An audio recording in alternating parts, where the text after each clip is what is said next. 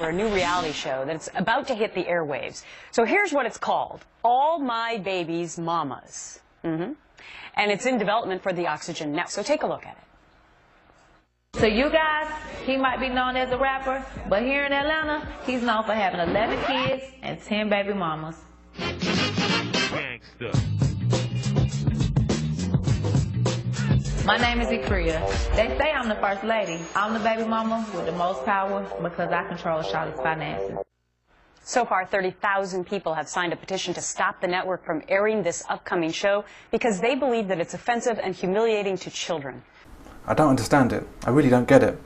Why do we insist on pretending that we don't know where the problem lies with a crazy circumstance like this? Why do we ignore the elephant in the room, or in this case, the herd of elephants in the room, and say not a word against these irresponsible mothers? For some reason, with cases similar to this, the issue always seems to be about the man and his ability to afford the children. He is a wallet with no name necessarily, and no other input into events other than being a bad man.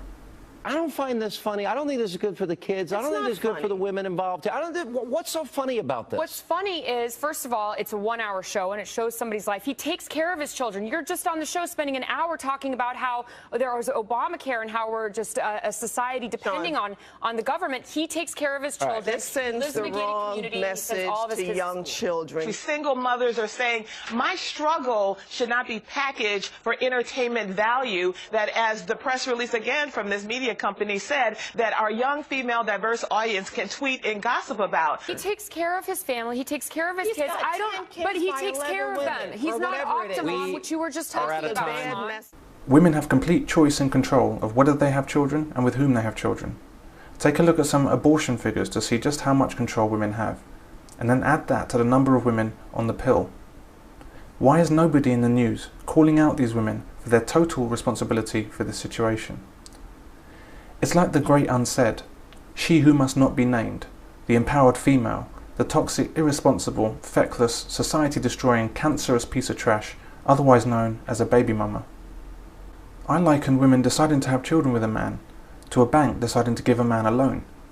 The man can ask, but it's entirely up to the bank if they say yes or no. Just imagine if these women were bank managers handing out loans to some guy. He's already maxed out his credit with a loan from the first bank, and the other 9 banks know it.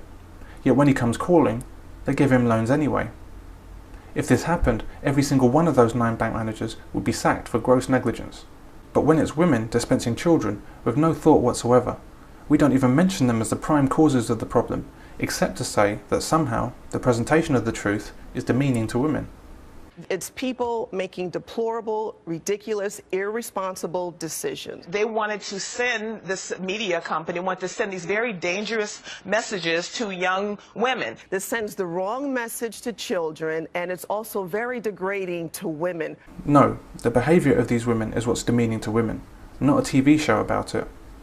The behaviour of women and men in refusing to condemn the irresponsible mothers is far more demeaning to women. It seems that most groups are defined by their worst members, be it the Irish with drunkenness, blacks with violence, and of course, men with everything negative you can think of.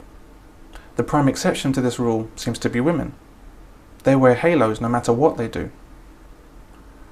Even this piece of work, this girl, whose toxicity has not even reached maturity, is described as petite in some vain attempt to reduce the severity of her behaviour.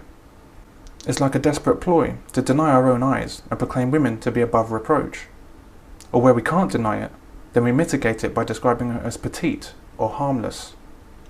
And we can be fairly confident that when this petite girl grows up and becomes a petite woman who initiates domestic violence, it will be the man the police come to arrest.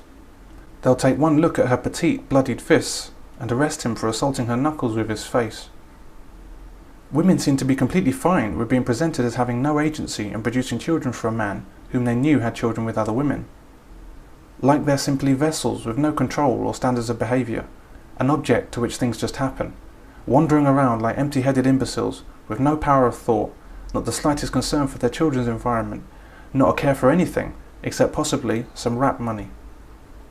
They are the innocents, and all the attention is on the feckless father and whether he can afford child support. And Obama tells us that a woman can do anything a man can do, and do it better, and do it in heels. And we want 40% of company directors to be women. And we need more women in government.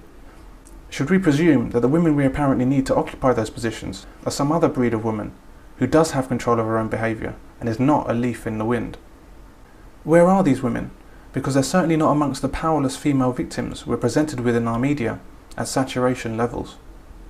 And they are certainly not amongst any group of women protesting about being presented as creatures with less responsibility than children, because these groups don't exist.